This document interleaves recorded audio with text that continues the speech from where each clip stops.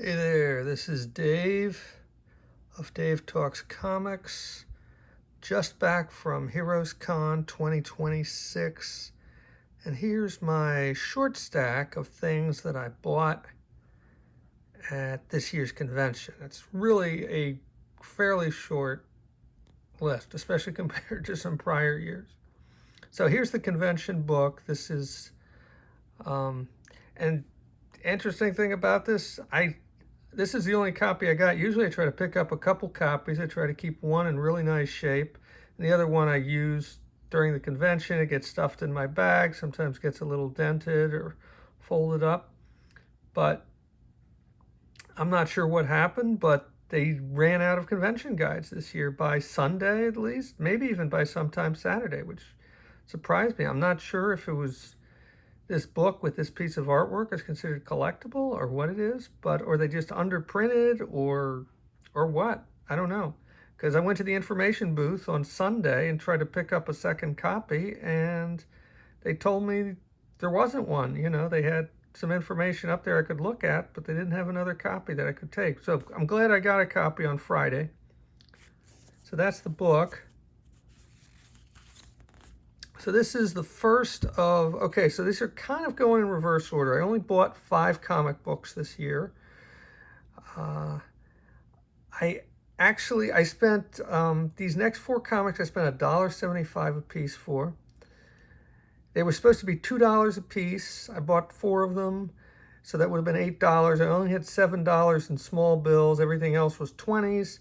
And the guy was like, just give me the 7. And so I guess that comes out to $1.75. So I almost bought a copy of this for $5, this particular issue, at another table. He had 2 of the issues I was missing from this Black Widow Marvel Fanfare story that's drawn by George Perez. And I believe it was written by Ralph Macchio, I think. Anyhow, this is part 3 of the story. I already have part 1. I'm still missing parts 2 and 4. But as I said, another dealer whose table I was at just maybe 10 or 20 minutes earlier had them for $5 each. Now they were in bagged and boarded. This one is not, but like I said, I got it for less. And it looks like it's in pretty good shape. Okay, so then I got a couple Star Trek comics. This is number 12. I've bought most of the Star Trek comics. This is the 1984 DC Comics series. I have most of the first 20 issues, but I was missing 5 of them. Now I'm only missing 3 of them. So this is number 12, and this is number 7. And I've been watching, I've gone back and I've started to work my way through the old Star Trek series, the original Star Trek series. And I've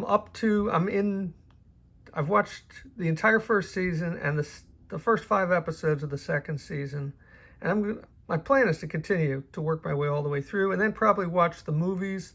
I believe this series came out after the 3rd movie. So I've got a little ways to go to get there, especially at my slow pace. This is one of a few issues of this series of Legion of Superheroes that I'm missing, or well, at least a certain run of them that I'm missing from the end before they did the Baxter series in 1984. This was right near the end of the original series, and then they did Tales of the Legion, and I think I'm only missing one. Okay, so Tales of the Legion started off as original stories, and then after the first year they did reprints of the Baxter series. And this is one of the issues I'm missing from the end of the run of the original series. I think there's like 3 or 4 more that I'm missing.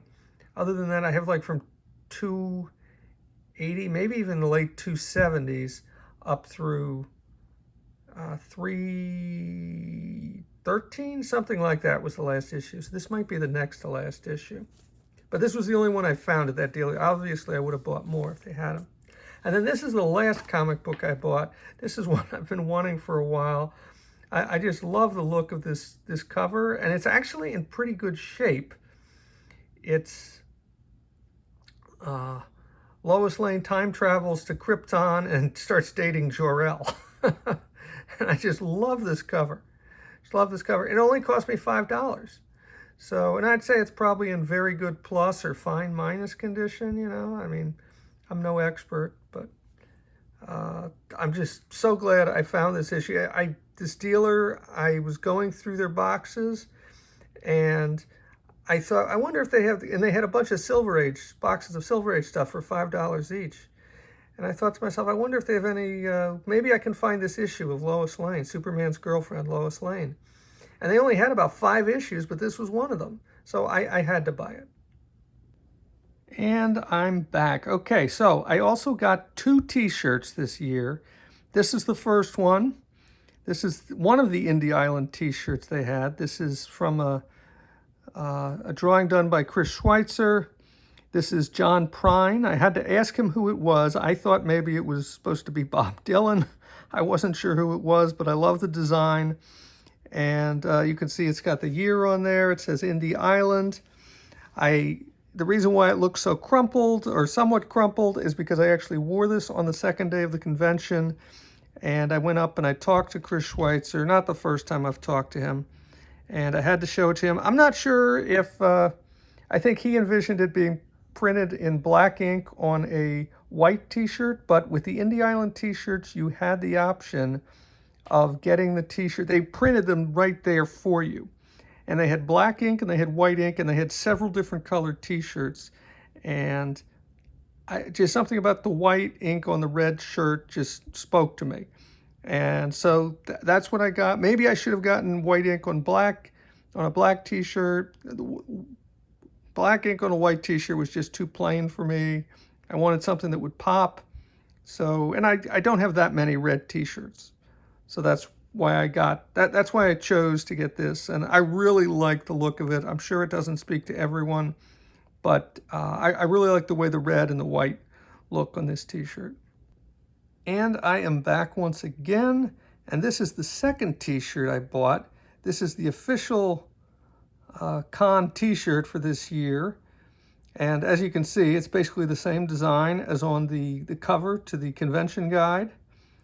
And I love both. Normally I get 1 t-shirt. I don't usually see 2 t-shirts like an Indie Island and a main t-shirt that I really like. But this year I just had to get both of these. I have not worn this one yet, which is why it probably looks a little fresher than the other one.